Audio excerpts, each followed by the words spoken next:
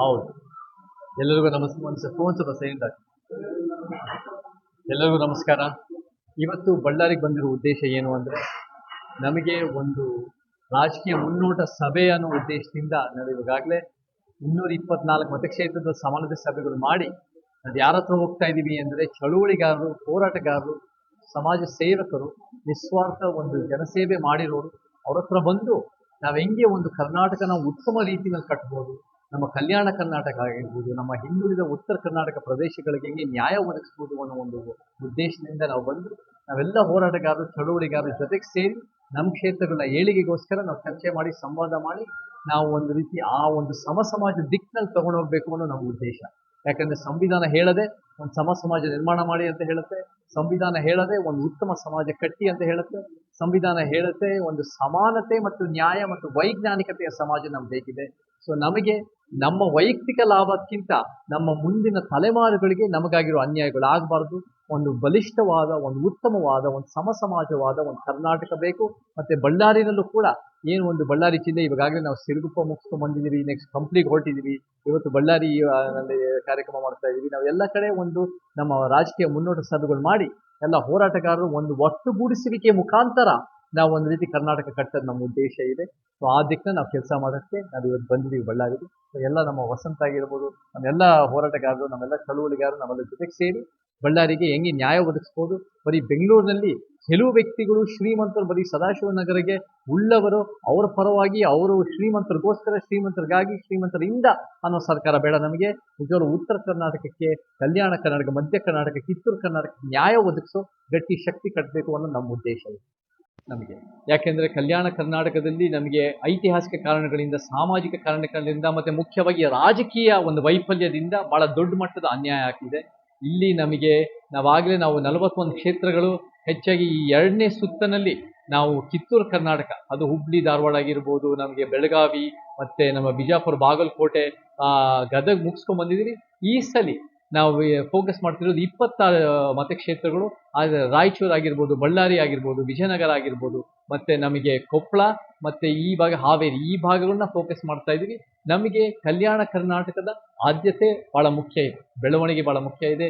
ಯಾವುದೇ ಒಂದು ಪ್ರಾದೇಶಿಕವಾದ ಒಂದು ಚಳುವಳಿ ಇದ್ದರೆ ಅದಕ್ಕೆ ಏನಂದರೆ, ಯಾವುದು ನಮಗೆ ತಳಮಟ್ಟದಲ್ಲಿರುತ್ತೋ, ಯಾವುದು ನಮಗೆ ಹಿಂದುಳಿದಿರುತ್ತೋ ಅವರ ಏಳಿಗೆ ಭಾಳ ಮುಖ್ಯ ಆಗುತ್ತೆ. ಯಾರು ಜಾಸ್ತಿ ಪಡೆದಿದ್ದಾರೋ ಅವ್ರು ಜಾಸ್ತಿ, ಅವ್ರ ಮಕ್ಕಳು ಮೊಮ್ಮಕ್ಕಳೇ ಪಡೆಯೋದಕ್ಕಿಂತ ಅದು ವಾಪಸ್ ಕೊಟ್ಟು ಒಂದು ಸಮಾಜ ಕಟ್ಟಬೇಕು ಅನ್ನೋ ನಮ್ಮ ಉದ್ದೇಶ. ಸೊ ಭೌಗೋಳಿಕ ನ್ಯಾಯನೂ ಭಾಳ ಮುಖ್ಯ ಆಗುತ್ತೆ. ಯಾವುದೇ ಪ್ರಾದೇಶಿಕ ಶಕ್ತಿ ಕಟ್ಟಿದ್ರೆ ಉತ್ತರ ಕರ್ನಾಟಕ, ಕಲ್ಯಾಣ ಕರ್ನಾಟಕದ ಆದ್ಯತೆ ಕೊಡಲೇಬೇಕು. ಆವಾಗಿಂದನೇ ನಮ್ಗೆ ನಿಜವಾಗ್ಲೂ ಆ ಒಂದು ಕರ್ನಾಟಕಕ್ಕೆ ಪ್ರಾದೇಶಿಕವಾದ ನ್ಯಾಯಕ್ಕೆ ಅದು ಒಂದು ರೀತಿ ಅದಕ್ಕೆ ಹೇಳ್ಕೊಡೋಕ್ಕೆ ಅದಕ್ಕೆ ಒಂದು ಯೋಗ್ಯತೆ, ಒಂದು ಅರ್ಹತೆ ಇರುತ್ತೆ ಅಂತ ಹೇಳಕ್ಕೆ ಇಷ್ಟಪಡ್ತೀನಿ. ನಾವು ಭಾಳ ಮುಖ್ಯವಾಗಿ ನಮಗೆ ಒಂದು ಪೊಲಿಟಿಕಲ್ ಮೂವ್ಮೆಂಟ್ ಬೇಕೇ ಬೇಕು. ಪೊಲಿಟಿಕಲ್ ಶಕ್ತಿಯಿಂದನೇ ನಮಗೆ ಯಾವುದಾದ್ರೂ ಒಂದು ಶಾಶ್ವತವಾದ ಪರಿಹಾರ.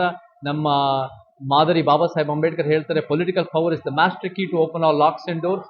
ನಾವು ಕೂಡ ಎಲ್ಲ ಜನ ಸೇರಿ ಹುಬ್ಬಳ್ಳಿನಲ್ಲಿ ಇನ್ನೊಂದು 6 ತಿಂಗಳಿಗೆ ಭಾಳ ಬೃಹತ್ತಾದ ಸಮಾವೇಶದ ಬಗ್ಗೆ ನಾವೆಲ್ಲ ಚರ್ಚೆ ಮಾಡ್ತಾ ಇದ್ದೀವಿ. ನಾವೆಲ್ಲ ಅದ್ರ ತಕ್ಕಂತೆ ಎಲ್ಲರ ಜೊತೆಗೆ ಸೇರಿ ನಾವು ಅದನ್ನು ಮುಂದುವರ್ಸೋದು ನಮ್ಮ ಉದ್ದೇಶ. ಸೊ ಎಲ್ಲ ಕ್ಷೇತ್ರದಿಂದ ಜನ ಬರೋದು ಭಾಳ ಮುಖ್ಯ ಆಗುತ್ತೆ. ಎಲ್ಲ ಕ್ಷೇತ್ರದಿಂದ ಜನ ಬರೋದು ಅಷ್ಟೇ ಅಲ್ಲದೆ, ಎಲ್ಲ ಒಂದು ಸಮಾನತಾವಾದಿಗಳು. ನಾವು ಕಟ್ತಾ ಇರೋದು ಒಂದು ಜಾತಿಯವರಿಗೋಸ್ಕರ ಅಲ್ಲ, ಒಂದು ಧರ್ಮದಗೋಸ್ಕರ ಅಲ್ಲ, ಅಥವಾ ಒಂದು ಜಾತಿ ಧರ್ಮದ ವಿರುದ್ಧ ಅಲ್ಲ.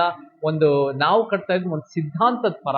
ಆ ಸಿದ್ಧಾಂತನೇ ನಮ್ಮ ಅಂಬೇಡ್ಕರ್, ಪೆರಿಯಾರ್, ಕಾಂಶಿರಾಮನ ಸಿದ್ಧಾಂತ. ನಾವು ಎಡಪಂಥ ಅಲ್ಲ, ಬಲಪಂಥ ಅಲ್ಲ, ಮಧ್ಯಪಂಥ ಅಲ್ಲ, ನಮ್ಮದೇ ಆದ ಒಂದು ಸತ್ಯಪಂಥದ ಸಿದ್ಧಾಂತ.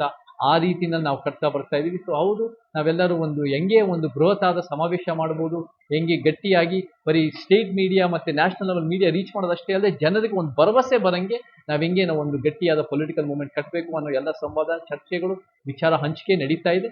ಆ ಕೆಲಸಗಳು ತೊಡಗಿಸ್ಕೊಂಡಿದ್ದೀವಿ ಇವತ್ತು ಸದ್ಯಕ್ಕೆ. ನಾವು 224 ಕ್ಷೇತ್ರದಲ್ಲೂ ನಮಗೆ ಒಂದು ಗಟ್ಟಿಯಾದ ಒಂದು ಶಕ್ತಿ ನಾವು ಕಟ್ಟೋದು ನಮ್ಮ ಉದ್ದೇಶ. ಕರ್ನಾಟಕದಲ್ಲಿ ನಮಗೆ 7 ಕೋಟಿ ಕರ್ನಾಟಕದವರು ಎಲ್ಲರೂ ನಮಗೆ ಬೇಕಾಗಿದೆ. ಎಲ್ಲ ಜಾತಿ, ಎಲ್ಲ ಲಿಂಗ, ಎಲ್ಲ ಧರ್ಮದವರು, ಎಲ್ಲ ಮಾತೃಭಾಷೆಯವರು ಬೇಕಾಗುತ್ತೆ. ನಮ್ಮ ಶತ್ರು ನಾವು ಇಟ್ಕೊಳ್ಳಿ ಯಾರು ಈ ಅಸಮಾನತೆ ಮತ್ತು ಅನ್ಯಾಯದ ವ್ಯವಸ್ಥೆ, ಈ ವ್ಯವಸ್ಥೆನೇ ಅನ್ಯಾಯವಾಗಿದೆ, ಅಸಮಾನವಾಗಿದೆ. ಅದನ್ನು ಕಿತ್ತಾಕೋದು ನಮ್ಮೆಲ್ಲರ ಕರ್ತವ್ಯ ಹೊರತು ಒಂದು ಜಾತಿಯವರೋ, ಒಂದು ಜನಾಂಗದವರು, ಒಂದು ಧರ್ಮದವರು ಅಲ್ಲ. ಸೊ ನಾವು 7 ಕೋಟಿ ಕರ್ನಾಟಕದವ್ರಿಗೆ ಸೇರಿ ನಾವು ಸಂವಿಧಾನ ಎತ್ತಿಡಿದ್ರೆ ನಾವು ರೀತಿ ಒಂದು ಪರಿವರ್ತನೆ ಕಟ್ಬೋದು.